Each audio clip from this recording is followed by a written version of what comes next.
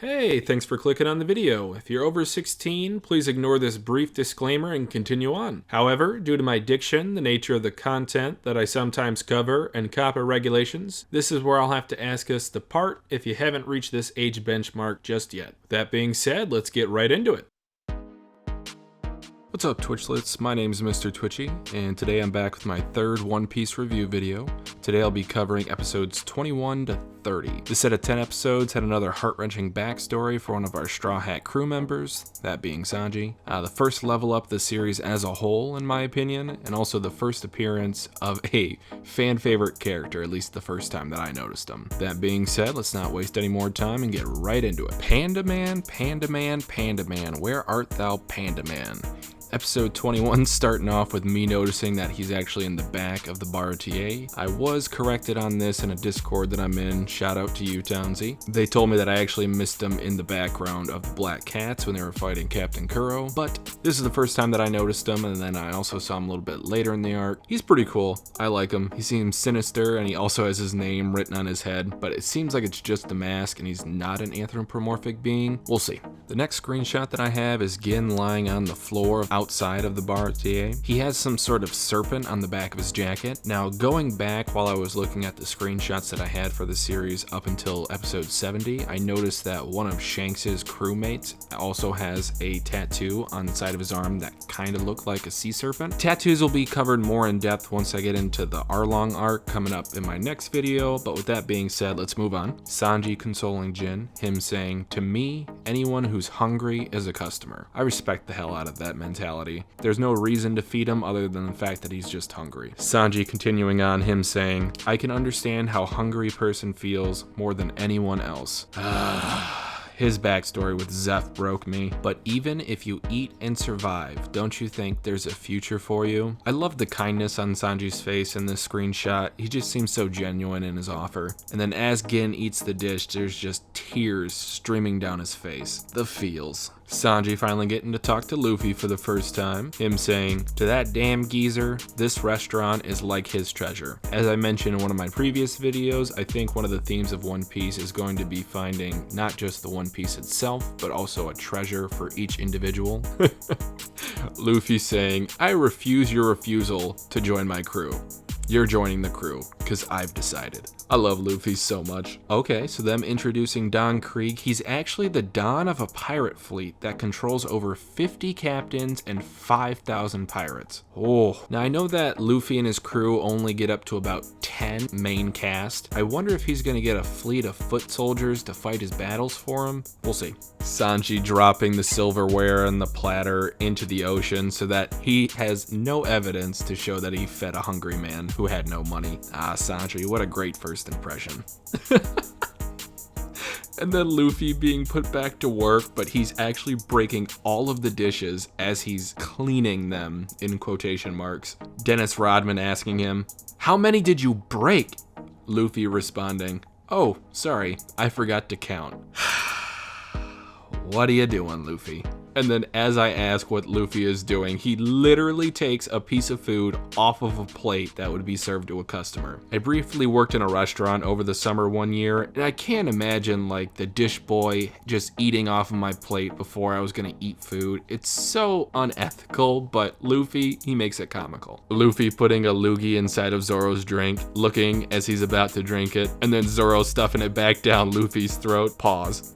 But that was a really great scene. And then to end the episode, we have Don Krieg sitting menacingly in the shadows. Gotta love that natural lighting. Episode 22, starting off with Zeph confronting Sanji for the fact that he fed the moneyless pirate. Him saying, "You can't even cook a decent meal, so just leave this restaurant already." Sanji actually getting pissed off here, him saying, "I'm not gonna let you trash my cooking."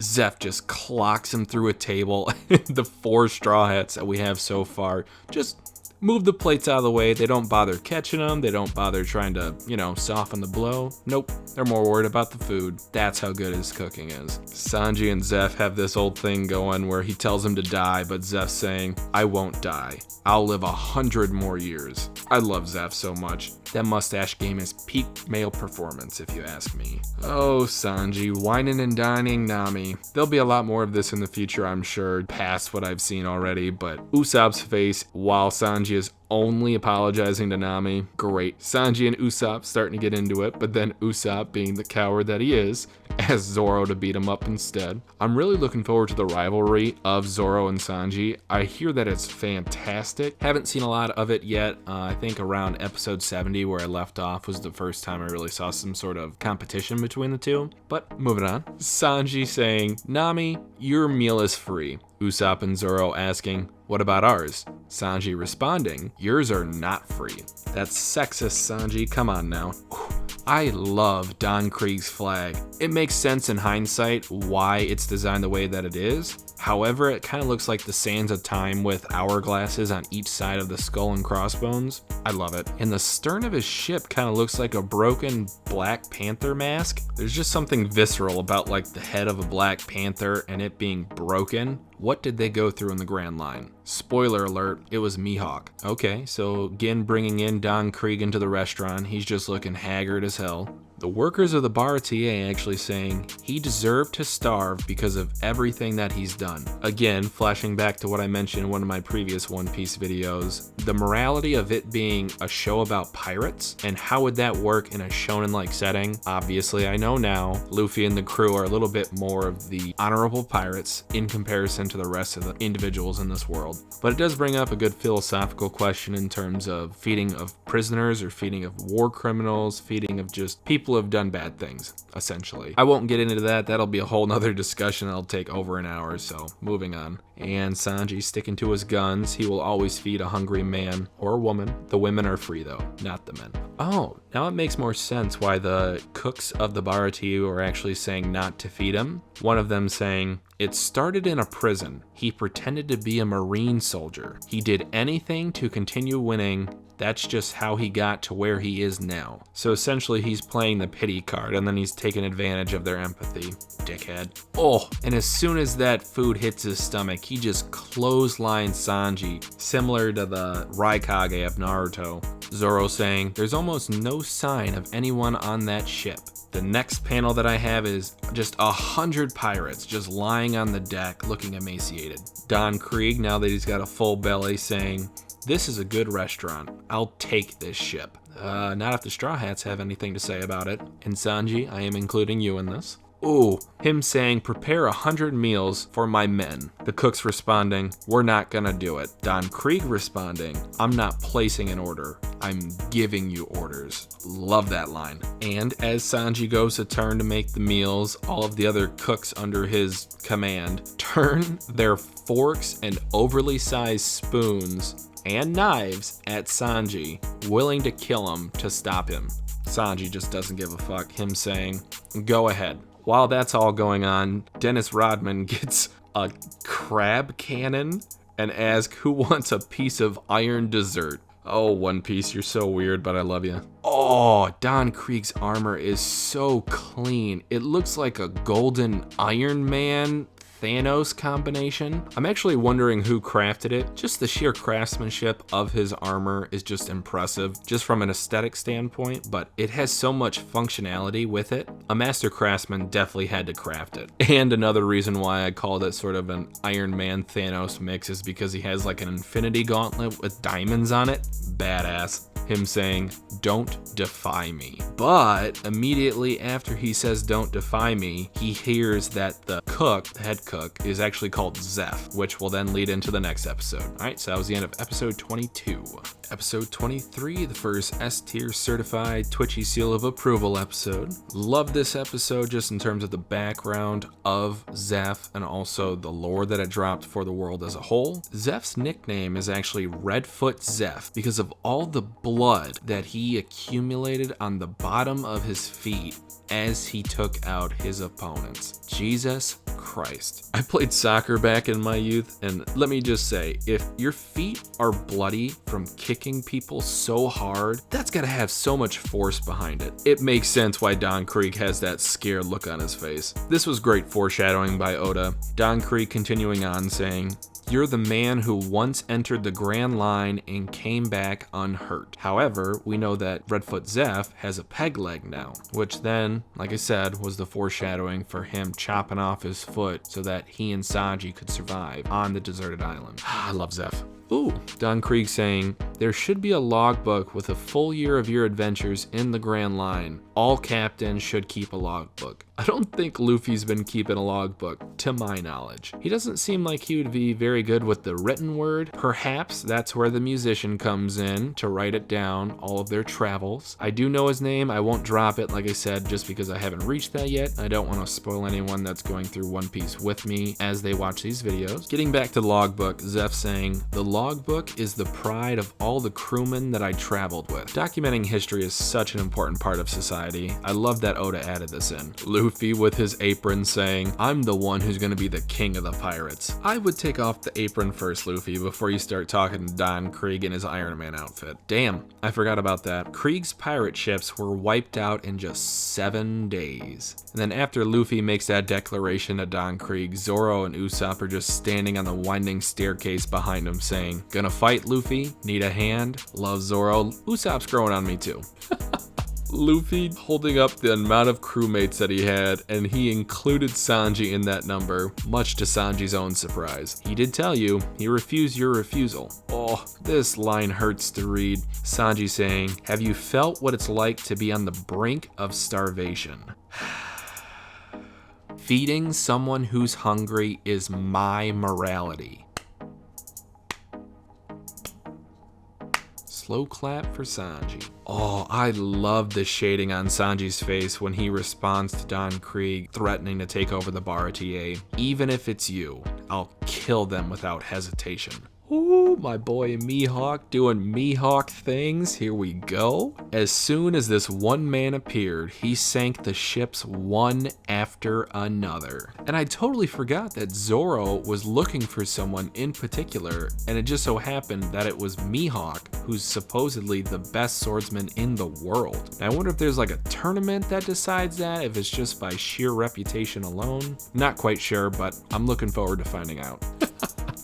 As they keep describing the horrors of the Grand Line, Usopp looks more and more terrified, sweat beads dripping down his face. But in comparison, that just makes Luffy more and more excited. He is definitely a thrill seeker. Okay, so Don Krieg was just hitting up the gas station of the Baratie so that they could reload, refuel, and go back into the Grand Line. Seems a little short-sighted, but he did get hit in the head, so maybe he's not thinking straight right about now. And the green candle signifies the start and the reason why this episode is S tier for me. Ooh, and his eyes do look like Hawkeye's. The slenderness, the yellow coloring, the shading around his actual eyeballs, you love it. Love it, love it, love it. And he just chops up the Black Panther ship. It's not even fair. It looks like 1 or 2 slices at most was able to take down and finish off the ship. Mihawk is nasty. And his sword kind of looks like a cross? When I first saw that, it reminded me of the analogy that I made back in my first set of episodes where Oda instantaneously showed a picture of devil fruits in a cross after calling them devil fruits. I wonder if Mihawk has any sort of devil fruit powers. If I had to guess, I would probably say no. He's just extremely skilled at handling a sword. That paired with the fact that he's traveling on this little rinky-dinky boat probably doesn't matter if he's actually thrown into the water. At least that's my thought process as of now.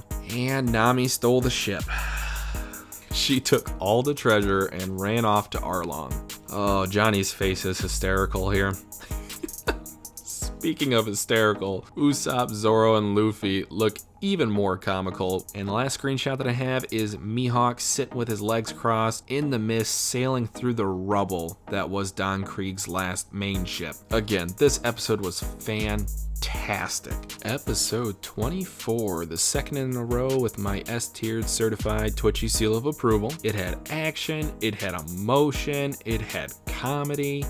Just the perfect trifecta of One Piece. Starting off with Nami swindling Zoro's 2 crewmates for his bounty hunting days, pushing him off the side of the Going Merry as she pretends to change her clothes. And this was one reason why I didn't really falter that much. What she did was wrong, stealing the Going Merry and leaving the other 3 Straw Hats behind. But she does have a look of regret on her face, so I know that she had her reasons while I was watching this. I just want to give her a hug. She looks so sad in these panels. And Luffy having faith in her, saying, I won't accept anyone but her as our navigator. Luffy's a ride or die type of captain. Love it. Them deciding who's gonna go after Nami. Luffy saying, I can't go, since I haven't settled anything here at the restaurant. I've still gotta be a chore boy for another week, 2 weeks, 3 weeks at most. And I just love Mihawk's color design. He's got like the dark maroon floral pattern open shirt, a cross necklace on his chest, and the green fire of the candles. I'm just gonna keep harping on this guy's praise. He's such a badass. Okay, and then Zeph saying, he's the man who stands above all other swordsmen in the world. Again, I don't know if it's a tournament, if it's just by sheer reputation, if it's kind of like Samurai Champloo, where you have to defeat the strongest swordsman to become the strongest swordsman, but I'm excited. Mihawk saying, just killing time. How nonchalant he is scares me, but it also impresses me. Okay, so one of the reasons why I don't think he has devil fruit powers is him saying, there is no strength in swords play based only on force. I think he's literally honed his craft to the absolute maximum through sheer combat experience. I wonder how old he is though. I'd have to say maybe upper 30s, possibly 40s. You know it's go time when Zoro straps on the Haramaki. Mihawk with just another great line saying, is it your courage or ignorance that causes you to turn your sword on me? Oh, and then Zoro responding, it's my ambition. Love it. Do it for Quina. Do it for Quina. I didn't actually notice this until just now, which is really cool that I'm going through this review style of all the episodes that I've seen. The necklace that was around Mihawk's neck was actually the dagger that he used to fight Zoro. Kind of reminds me of Prison Ingenuity, where there's always a dagger or some sort of sharp object somewhere. If he's the best swordsman, I'm assuming people are gonna try to kill him in one way or another. But Mihawk shit talking again, saying, I'm no beast that goes all out when hunting a rabbit. Damn. Zoro's a rabbit. He's not even a man at this point. Okay, so another reason why I ranked this episode S tier is Mihawk saying, the East Blue is the weakest among the 4 seas, which I'm assuming are all weaker in comparison to what's in the Grand Line. Oh, and Mihawk tries to stab Zoro with the tip of this Q-tip-like dagger, and Zoro has to use all 3 swords to block it. Mihawk finally seeing something in Zoro, saying, what do you bear on your shoulders? What do you desire once you've obtained power, week 1?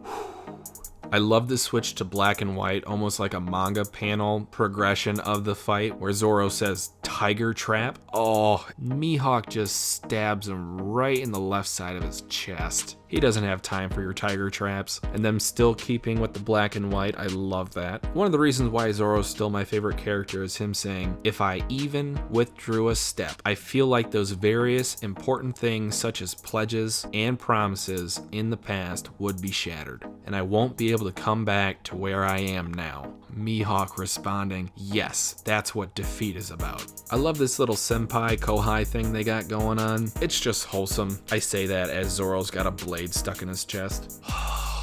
Zoro saying, I'd rather die, looking straight into Mihawk's hawk eyes, and that finally earned the respect of Mihawk. Him asking Zoro what's his name. Woo! And then Mihawk pulling out the big gun saying, I'll sink you using the world's strongest black sword. Now this got me thinking a million miles a second. Are there actually different colored swords? Blue sword, white sword, red sword. I'm looking at you, Demon Slayer. And Zoro's still not giving up. 3 swords, secret style technique. 3,000 worlds. Now I did pause it on 3000 Worlds just because I saw a flash of color while Mihawk was swinging. It was purple. Now I've noticed in like, I don't know, episodes 50 or around there that when Zoro was swinging the Wado Ichimonji, it also had a purple flare. I wonder if that's just artistic liberties that the anime is doing to show off the sword fights, or if that's something that Oda actually had in his series. Something I'm thinking about. Oh, and Zoro's 2 burner swords get destroyed. Wado Ichimonji in his mouth, and just blood spraying all over from his sternum. But him being the honorable swordsman that he is, saying, "Scars on the back are a swordsman's shame. Strike me through the chest." And then Mihawk delivering the final blow, which then propels Luffy to finally jump into the action. But Mihawk, him being the guy that he is, he can easily dodge it, and Luffy gets stuck muscular style in the side of the broken ship. And I love the fact that he commended Luffy's confidence in Zoro by waiting until the end of the fight to jump in, try to save him. Zoro's honor is something important to Luffy. Okay, so we finally get the name drop, the full name of Mihawk, him being called Draculae Mihawk. He does kind of look like a vampire now that I'm looking at him more. And before he leaves, Mihawk saying, "I will hold the seat of the strongest and wait for you. Surpass this sword. Try to surpass me, Roronoa Zora." Loved it. Such a phenomenal fight. Oh no, Zoro, don't cry. As Johnny and his other boy grabbed him out of the water, him asking Luffy, "You need no less than the world's greatest swordsman, right? I will never be defeated again."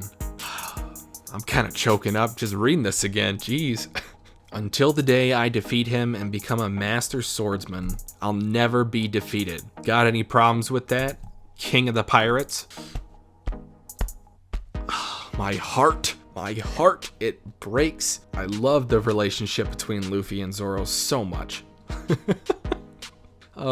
Luffy can just bring joy to any sad situation with his smile. And then to end the episode, you have Zoro in the back of this rinky-dinky boat, Usopp saying, "Make sure that you get the cook to join us." Yeah, this whole time with Mihawk fighting Zoro, Don Krieg's just been, hanging around. But with that being said, definitely my favorite episode from this set of 10, and probably in my top 3 of the series so far. Love this episode to death. So glad that Zoro didn't die, got to see all the motivations, and him calling Luffy the King of the Pirates hit me right in the feels. Episode 25, starting off with a pretty comical conversation between Zeph and Luffy. Zeph saying, "If you do chores for a year, this place will get messed up. So if you can defeat him, we're all square." Okay, cool. One of the great things about this episode in particular wasn't an S tier, but Don Krieg bringing up the fact that there are so many devil fruit users within the Grand Line. One of the working theories that I have is that the One Piece is actually a devil fruit producing tree, possibly or maybe not owned by the government, that being the Navy. So the fact that there are just so many devil fruit users within the Grand Line, it could either be because the devil fruit powers grant individuals strong powers so that they can go after the One Piece, which is supposedly in the Grand Line, or I'm thinking that the devil fruit tree via currents is actually spreading it throughout the seas, and then people are picking them up, eating them, and then there might be even possibly motivated to go back into the Grand Line, like some sort of homing signal by the devil fruit tree to return the powers that was stolen from it. I don't know, I'm just spitballing here, but I will say one of the individuals whose name starts with the letter K might actually be the first time he's hinted in the series as a whole in this screenshot. The text on the bottom saying, "The Grand Line is crawling with them." If you know,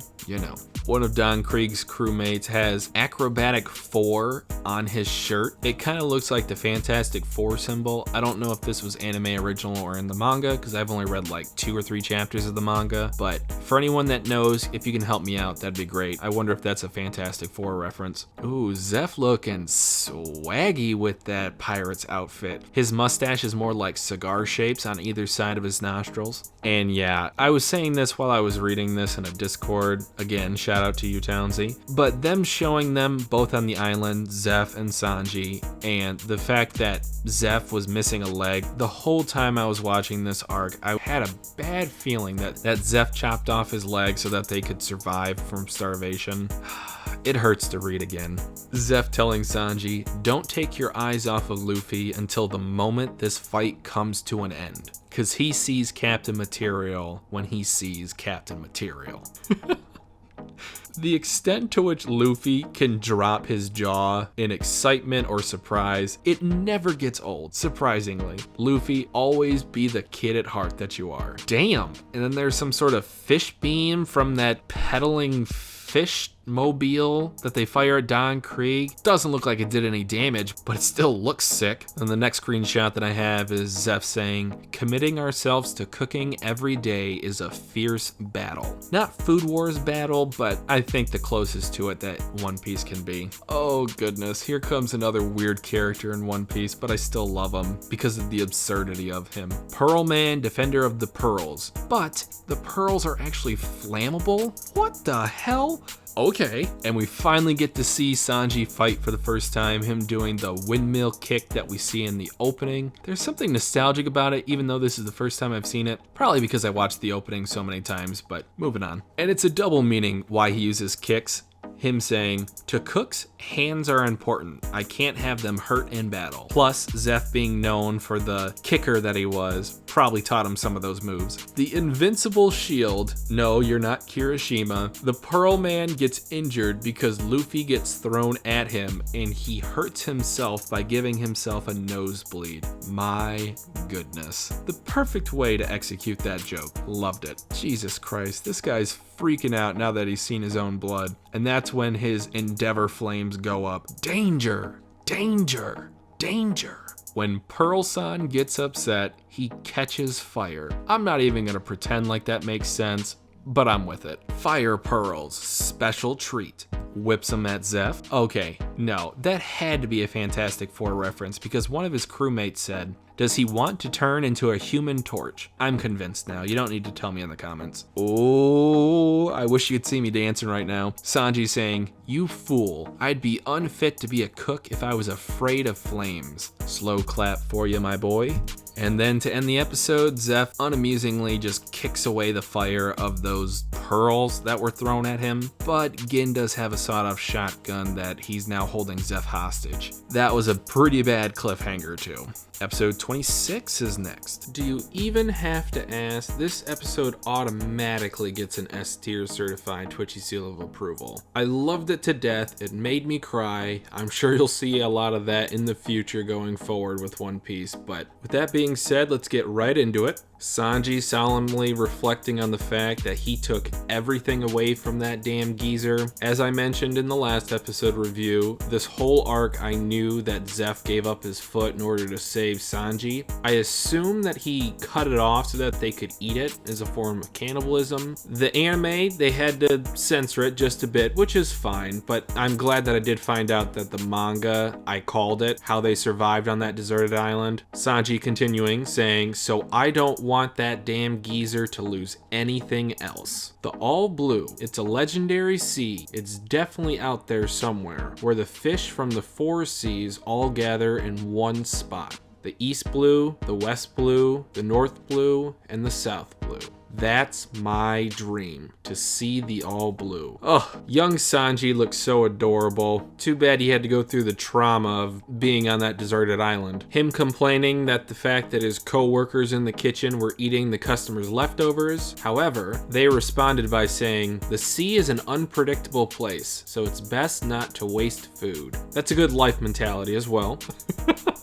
The Cook Pirates. I love the masthead of Zeph's ship. It's derpy, but it's also somewhat intimidating. Sanji confronting Zeph saying, "Shut up, I'm not gonna be killed by bastards like you," holding a knife in his hand. And Zeph easily takes care of him, as an experienced pirate should. But as he's just about to kick him with his famous legs, Sanji bites onto his foot saying, "I will find the all blue someday." The storm knocking the both of them off the side of the ship, which in the anime they then showed Zeph's foot being stuck in a pile of rubble, which he then had to cut off in order to save a drowning Sanji. One day I'll get into the manga, but for now I'm just content with what they showed me in this episode. Oh, Sanji as a skeleton, somehow keeping the hair on the top of his head. Not exactly realistic, but to a certain extent it is. To see anyone wither away from a lack of food or water, it's tough to look at, but it makes for great storytelling. Zeph throwing Sanji a bag saying, "It's 5 days worth of food, at most, if you eat normally." But Sanji does notice that Zeph has a different bag, that one being much larger, and he asks, "It's huge. It's at least 3 times as large as mine. Why do you have more food than me? You should be grateful that I'm even sharing food with you in the first place." Oh. I love the shot of Zeph looking at Sanji with his narrow eyes, them being pupils, because he himself is about to enter a food fasting endeavor. He knows what he's doing. He's attempting to save this child by giving him the option to spread out the food as long as he can. Sanji's not a cook for nothing, him saying, "But just in case, I'll divide them up for 20 days for now." That being the food portions. "It'll be all right. I'll definitely survive. It's easy." Sanji, I hate to break it to you, but this is not gonna be easy. Oh, the last piece of bread is gotten moldy. When you're on the brink of starvation, I really don't think it matters, but that would still break my heart if I dropped it, even if it was moldy, into the ocean, that being the last piece of food I would ever have. I think I would also lose my shit like Sanji did. One of the screenshots that I have here is Sanji crying, bubbling up his tears as they flow down either side of his face, his nose starting to run, and as he wipes it, that's when the bread falls into the ocean. It hurt so badly when I saw that scene. And an unforeseen amount of time later, Sanji looking ragged, haggard, whatever you want to call him, he looks like crap. But then he remembers, oh yeah, that's right, he has food over there. There should be so much for us to eat. And the human survival instinct, him taking up the knife once again to go and kill Zeph if he refuses to give him any food. "I'll take it no matter what. I want to live." Oh, and I just got hurt in future tense for one of the spoilers that I received from One Piece, that being the Robin scene. I saw a video of the top 10 saddest anime scenes and that Robin scene was in there. I hope to meet her really soon. Like I said, for the upteenth time, I've watched up to episode 70, so hopefully I get to meet her very quickly. Zeph looking defeated. He didn't even turn around when Sanji finally came to kill him, in quotation marks. The reason being is that the bag was full of treasure, not full of food. He gave all of the food to Sanji. Right in the feels, Zeph. I love you as a character. And I love this line too. Him saying, "It's odd that we can't eat when we have money." Sanji crying into Zeph's shoulder asking, "Where's your food? You didn't eat anything until today?" And as the camera pans away, it shows that Zeph ate his foot to stay alive, thus ending his career as a pirate because he gave all of his food to Sanji. Zeph must protect. And next I've got like 6 or 7 screenshots of Sanji realizing that Zeph gave him all of his food, and it's heartbreaking to watch even again all these months later, because I watched this episode back in like November or December of last year. What about the food? Did you give me all the food you had? Why?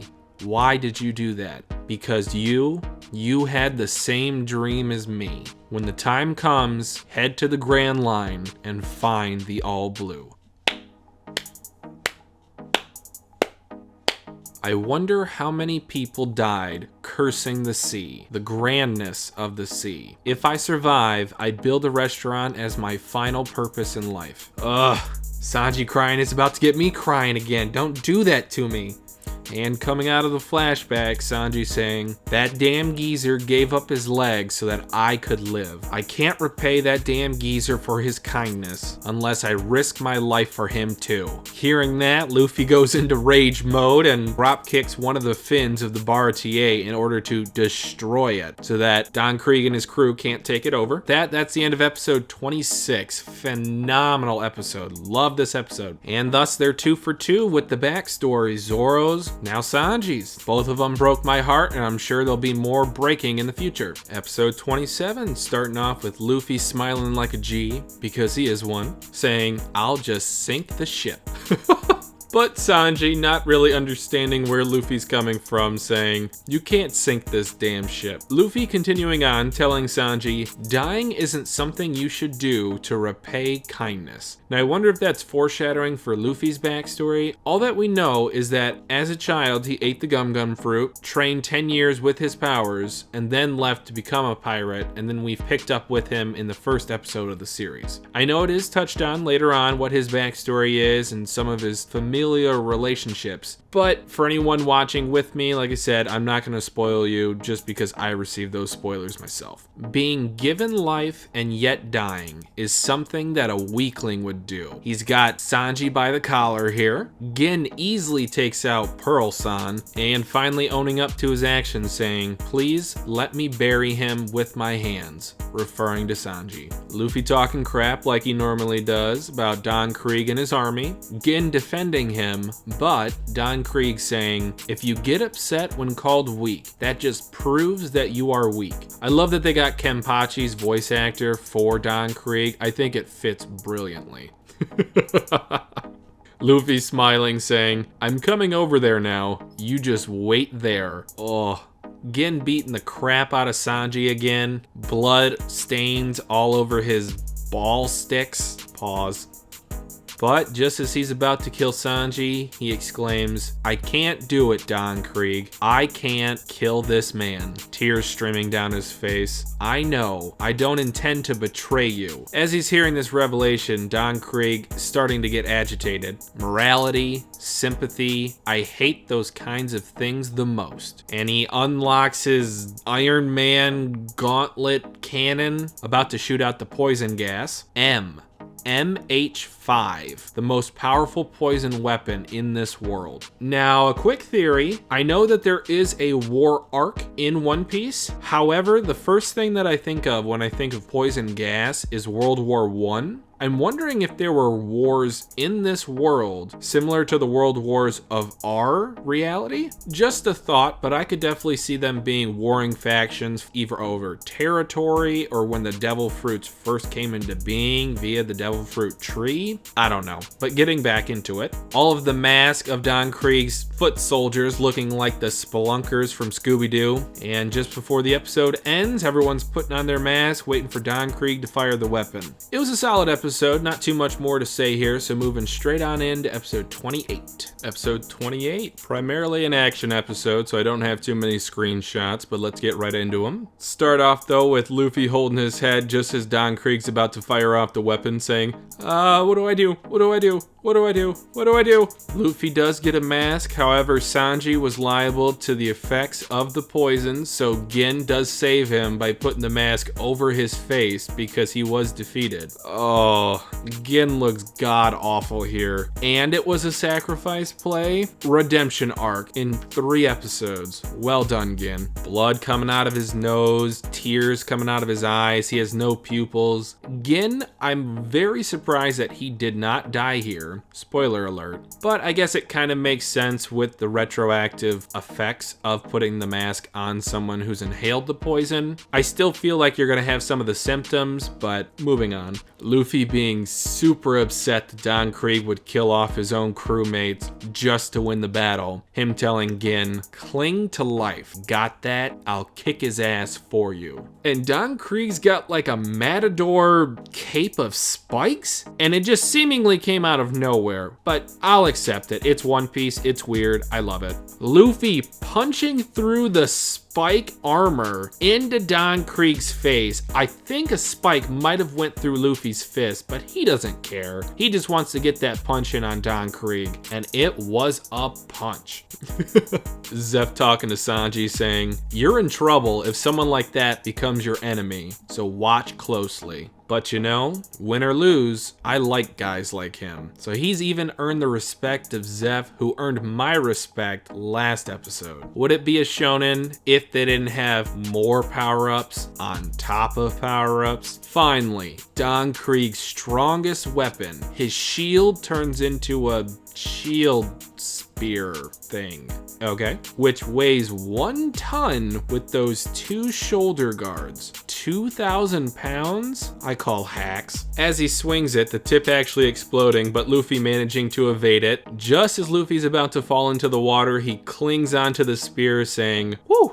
That was close." Sanji saying that he's unbeatable. There's no way that Don Krieg can be taken down in a one-on-one fight. Zeph responding saying he can be defeated by someone with a spear of blind determination. I love the pun there, and I also love how it represents Luffy as a character. He's not gonna give up because he has blind determination. What a fantastic way to describe Luffy. In a pirate battle, if you fear death for even a moment, you'll fall to pieces.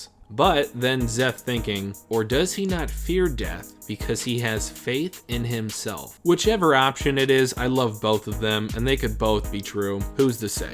And that's the end of the episode. Like I said, didn't have too many screenshots for this one, but it was a very enjoyable episode and went very quickly while I was watching it and very quickly for this review. So moving on to episode 29 next. Episode 29, the second half and conclusion of the Luffy versus Don Krieg fight. Don Krieg getting in some pretty good shots with Luffy with his exploding spear, but Luffy being quite durable as he is. I don't know how, whether that's a devil fruit ability that he gained or just a part of the world itself. Him surviving the hits and then punching Don Krieg, that resulting in his armor cracking. Luffy knew what he was doing, smile on his face as the pieces of Don Krieg's armor fall in front of him.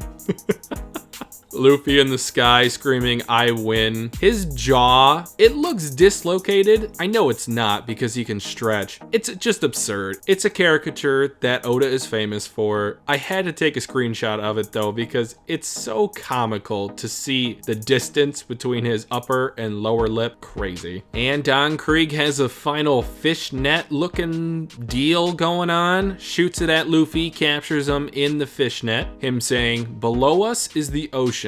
The game is over, Anchor Boy." Now I know that Anchor Boy was his nickname as a child because he couldn't swim even before he ate the devil fruit. But I think it's kind of clever how his nickname was Anchor Boy and he was the first person that we knew of that ate a devil fruit and thus lost the ability to swim. I think it's a pretty cool nod in terms of a nickname. Luffy spinning while in the net saying, "This is gonna end it for sure," as he slams down with the rotational momentum of his attack Don Krieg into the ship. And I also love the symbolism of Luffy's hat and Sanji's shoes being on the deck of the Bar TA just before Sanji jumps in to save him. It's the start and the joining of another Straw Hat crew member to the Straw Hats, and I love it to death.